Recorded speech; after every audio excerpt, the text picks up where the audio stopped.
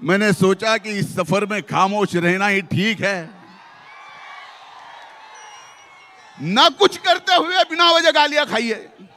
ज्या ज्या वेळेस ज्या ज्या जातीच्या आरक्षणाचा मुद्दा आला त्या वेळेस त्या प्रत्येक जातीच्या आरक्षणासाठी भांडणारा मी एक कार्यकर्ता आहे की आरक्षण दिलंय आणखीन ते आमचं म्हणणं नाही, पण आता याच्यातल्या ताटातलं काढून त्या ताटात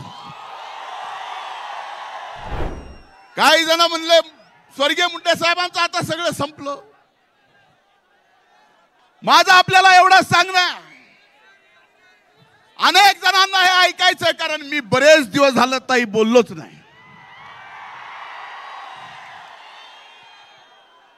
मैंने सोचा कि इस सफर में खामोश रहना ही ठीक है,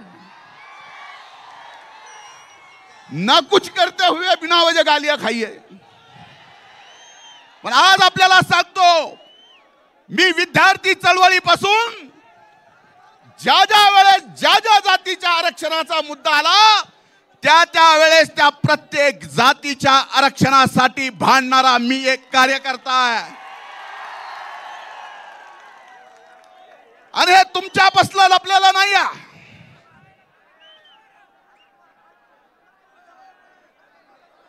तुमच्यापासून लपलेलं नाही आहे। पण एक गोष्ट लक्षात घेतली पाहिजे की इथं आपण आलोत बसलोत, मराठा समाजाला आरक्षण दिलंय, आम्हाला आनंद आहे कारण त्या मराठा आरक्षणाच्या चळवळीत सुद्धा आम्ही होतो। पण काही जणांना या आरक्षणाच्या आड राहून ओबीसी मधून आरक्षण घ्यायचं आहे। ईडब्ल्यूएस इकॉनॉमिक वीकर सेक्शन, एक उदाहरण सांगतो, तुम्ही ऐका की नाही ऐका, माध्यमांनी ऐकावं।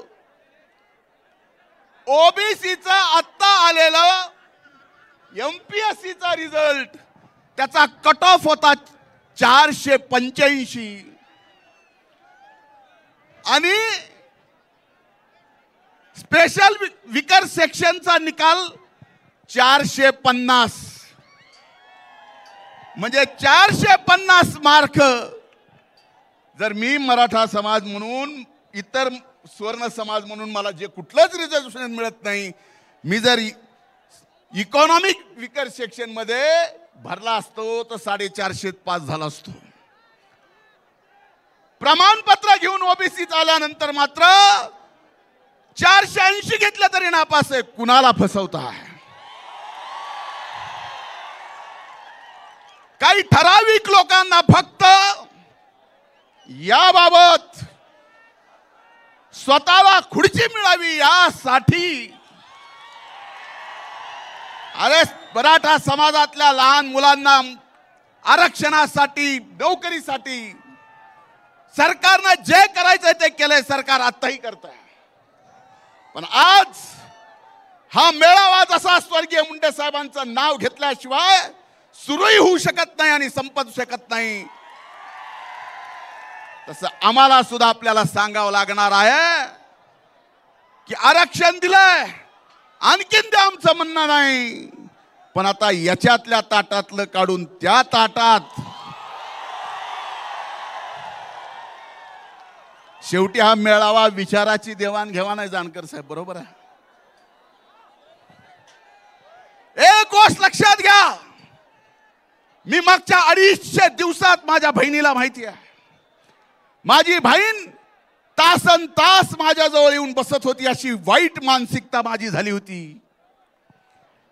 मला आधार देत होती त्या काळात, ज्या काळात ही सर्व माध्यम माझ्या विरोधात मीडिया ट्रायल चालवत होते।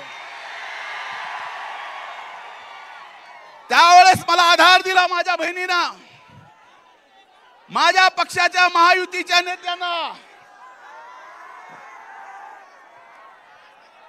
पण मला एकच सांगायचंय,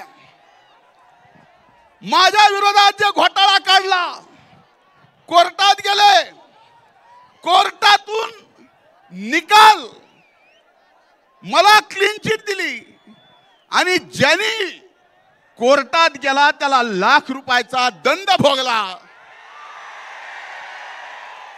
हे चुकीचं कसं केलंस म्हणून.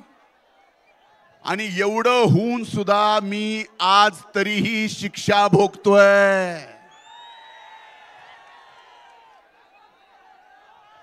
हे लक्षात घ्या.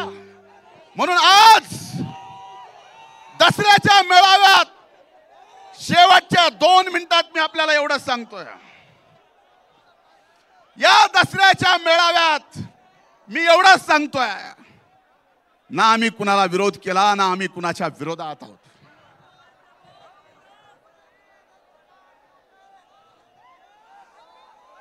हा अध्यात्माशी आणि शिक्षणाशी जुडला गेलेला समाज आहे. म्हणून माझी आपल्याला सगळ्यांना विनंती आहे की आपल्या सगळ्याला सुरुवात करावी लागेल. आणि आपल्याला सुरुवात करावी लागेल की आज जे बीड जिल्ह्यामध्ये जाती पातीचं एकमेकाला न बघणं, एका जातीचा दुसऱ्या जातीचा जिगरी दोस्त, त्यांची दोस्ती तुटली.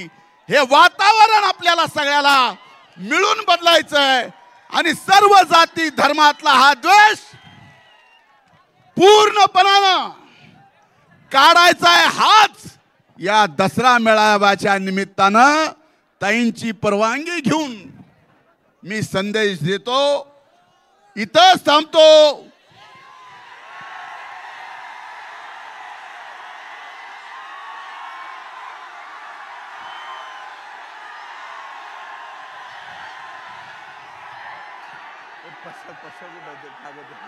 कागदावर लिहिलेलं आहे.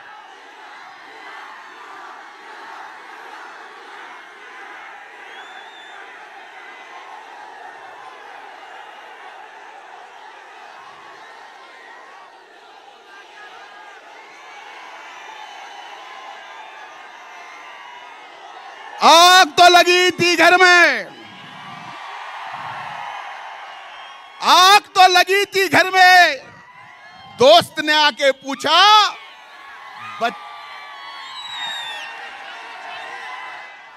आग तो लगी थी घर में, दोस्त ने आके पूछा घर में आग लगी है तो बचा क्या है. मैंने दोस्त का कहा मैं बचा हूं. तो दोस्त ने कहा अगर तू बचा है तो जला क्या है. शेवटी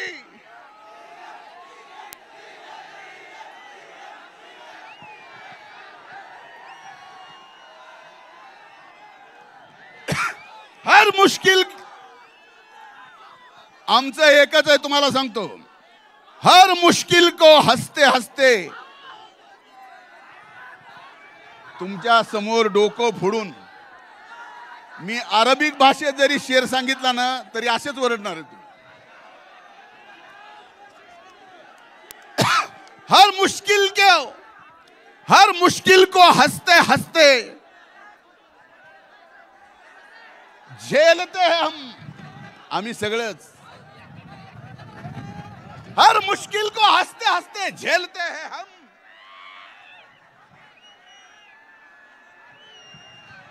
हम आंधियों में भी चिराग जलाते चलते हैं.